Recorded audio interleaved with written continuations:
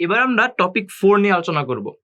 Topic 4-এ আমরা ব্যতিক্রমী matrix কি এবং অব্যতিক্রমী ম্যাট্রিক্স কি এই দুইটি বিষয় নিয়ে ডিসকাস করব। তাহলে প্রথমে আমরা দেখি ব্যতিক্রমী ম্যাট্রিক্স কি।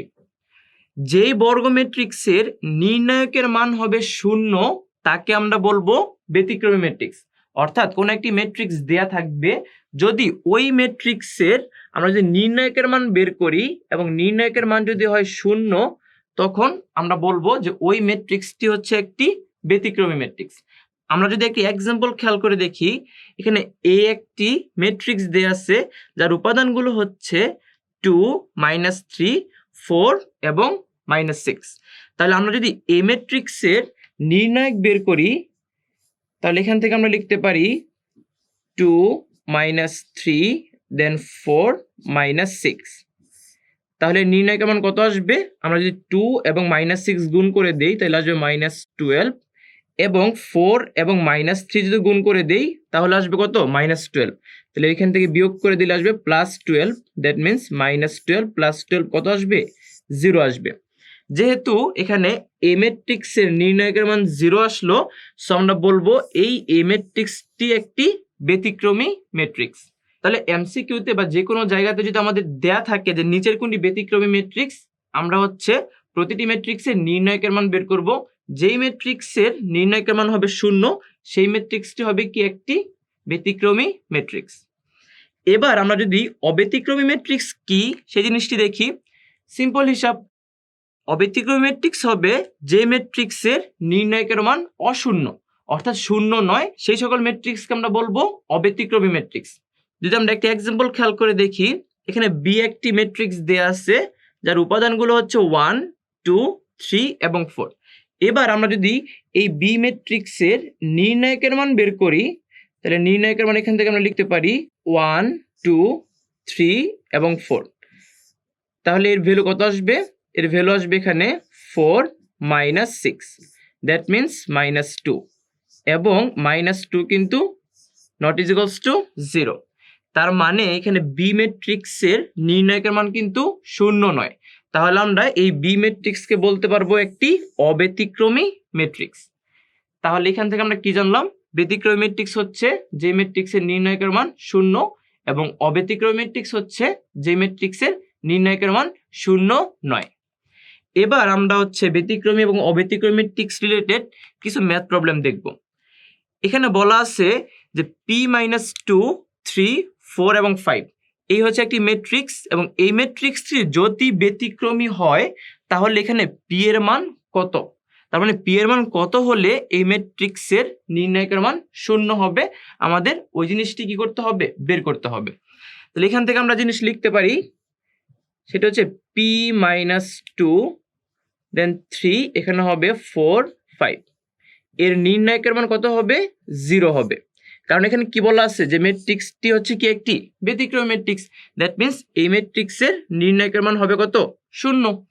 তাহলে এখান থেকে আমরা যদি নির্ণায়কের মানটি ক্যালকুলেশন করি, তাহলে p-2 এর সাথে 5 গুণ করলে আসবে 5p, -2 এর সাথে 5 গুণ করলে আসবে 10, এবং আমি যদি 4 এবং 3 কে গুণ করে দেই তাহলে এখানে আসবে কত? -12, দেন ইজ ইকুয়ালস টু কত আসবে? এখানে 0। তাহলে এখান থেকে আমরা লিখতে পারি 5p - 22 ইজ ইকুয়ালস টু 0। দেন এখান থেকে p এর ভ্যালু আসবে 22 ডিভাইডেড বাই 5।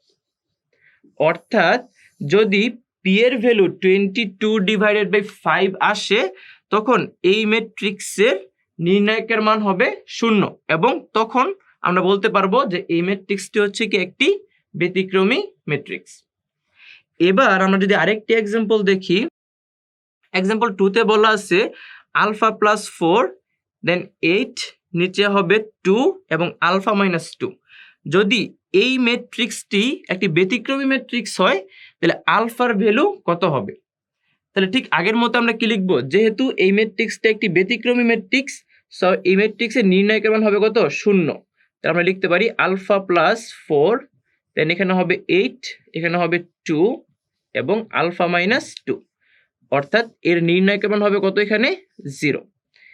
এবার আমরা যদি এর নির্ণায়কের মানটি ক্যালকুলেশন করি, তাহলে alpha plus 4 into alpha minus 2 যদি লিখি এখানে, alpha plus 4 into alpha minus 2, then minus 2 into 8, that means 16 is equals to কত হবে 0। দেন এখান থেকে আমরা যদি আলফার ভ্যালু ক্যালকুলেশন করতে চাই, তাহলে আমরা এদেরকে গুণ করে দেই। দেন আলফা ইন্টু আলফা গুণ করলে আসবে আলফা স্কোয়ার। দেন এখান থেকে আমরা লিখতে পারি alpha into minus 2, that means minus 2 alpha, then plus 4 alpha, এবং 4 into minus 2, that means minus 8, then minus 16 is equals to 0। এবার এখান থেকে আমরা লিখতে পারি alpha square plus 2 alpha minus, এখান থেকে লেখা যাবে টোটাল 24 ইজ ইকুয়ালস টু কত 0। দেন এখান থেকে আমরা যদি আলফার ভ্যালুটি ক্যালকুলেশন করি, তাহলে এটি কিন্তু আমাদের কাঙ্ক্ষিত আনসার। দেন আমরা যদি এখানে মিডল ফ্যাক্টর করি, অর্থাৎ এখান থেকে লেখা যাবে আলফা স্কোয়ার, আমরা 24কে লিখতে পারবো 4 ইন্টু 6, দেন আমরা এখান থেকে লিখতে পারি 6 alpha minus 4 alpha minus 24 is equals to 0।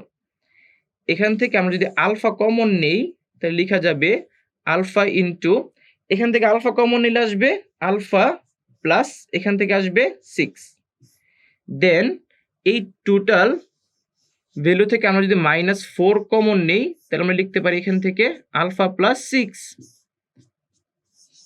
Then আমরা যদি আলফা প্লাস 6 যদি উভয় পদ থেকে কমন নিয়ে নেই, তাহলে আমরা এখান থেকে লিখতে পারি alpha plus 6 into alpha minus 4 is equals to 0। Then আমরা এখান থেকে লিখতে পারি alpha plus 6 is equals to 0, that means আলফার একটি ভ্যালু আসবে মাইনাস 6, এবং আমরা এখান থেকে লিখতে পারি alpha minus 4 is equals to 0, অর্থাৎ alpha minus 4 is equals to 0, that means আলফার ভ্যালু আসবে এখানে কত 4। তার মানে আলফার ভ্যালু আমরা একটা পেলাম মাইনাস 6 এবং আরেকটি পেলাম কত 4। এবং এই দুইটি মান যদি আমরা এখানে আলফার স্থলে বসাই, তাহলে এই ম্যাট্রিক্সের নির্ণায়কের মান কত হবে 0, এবং এই দুটি কিন্তু আমাদের এই ম্যাথের আনসার। এবার আমরা যদি 3 নাম্বার প্রবলেমটি সলভ করি, এখানে হচ্ছে একটি 3/3 অর্ডারের ম্যাট্রিক্স দেয়া আছে এবং বলা আছে যে এই ম্যাট্রিক্সটি যদি ব্যতিক্রমী ম্যাট্রিক্স হয়, তাহলে x এর মান কত। তাহলে আমরা প্রথমত এই ম্যাট্রিক্সের নির্ণায়কের মান ইজ ইকুয়ালস টু কত ধরে নিব 0 ধরে নিব, এবং ওইখান থেকে আমরা x এর ভ্যালুটি ক্যালকুলেশন করব। তাহলে আমরা যদি এখান থেকে লিখি এই ম্যাট্রিক্সের নির্ণায়কের মান, দ্যাট মিনস 3 1 9, এখানে হবে 2x 2 6, এখানে হবে x স্কয়ার 3 এবং 3।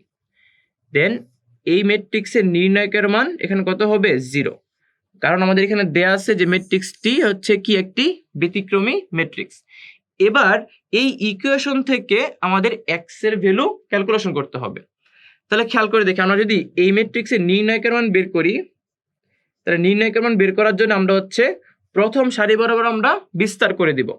তাহলে এখানে হবে 3 ইন্টু 3 সহগুণক, এখানে 3 সহগুণক হবে 3 যেই সারিতে আছে এবং যেই কলামে আছে তা বাদ দিয়ে বাকি যে উপাদানগুলো হবে তা নিয়ে, অর্থাৎ 2 6, এখানে হবে 3 3, দেন মাইনাস 1 ইন্টু 1 এর সহগুণক, অর্থাৎ 1 যেই সারিতে আছে এবং যেই কলামে আছে তা বাদ দিয়ে এখানে কত হবে, এখানে হবে 2x, দেন 6, এখানে হবে x স্কয়ার, এখানে হবে 3, দেন প্লাস 9 ইন্টু এর সহগুণক, দ্যাট মিনস কলাম বাদ সারি বাদ, এখানে হবে কি 2x, দেন 2, এখানে হবে x স্কয়ার, এখানে হবে 3, দেন ইজ ইকুয়ালস টু 0।